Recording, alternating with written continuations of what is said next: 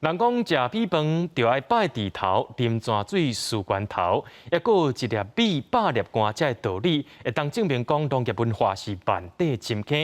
伫咧新德县的地头山骹，有一座正罕见的这个水力 A P 厂，已经停止运作20年啊。即马经过一冬外修复，最近搁在对外开放，经过着空间活化导览，互民众了解到农村的生活。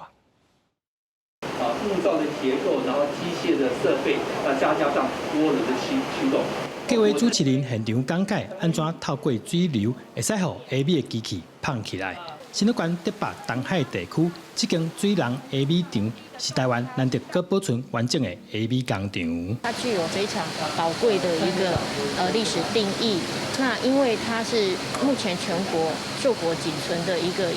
水动力驱动，然后来发动这个碾米过程的一个水垄间。这个空间目前是很清爽的，但是我们去年5月份遇到的时候是堆满了很多的东西。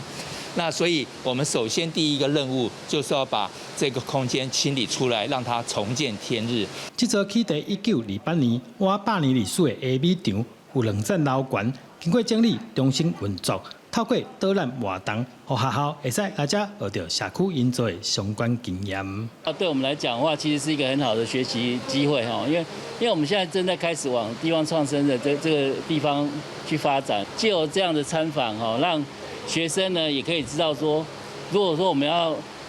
配合这样的计划，或者说我们有一个新的方向的话，我们应该如何去做一些处理。计划主持人讲，接下来会继续办活动，希望民众对水人经更加了解，进一步熟悉客家文化，体会传统的农村生活。记者刘君和新竹报道。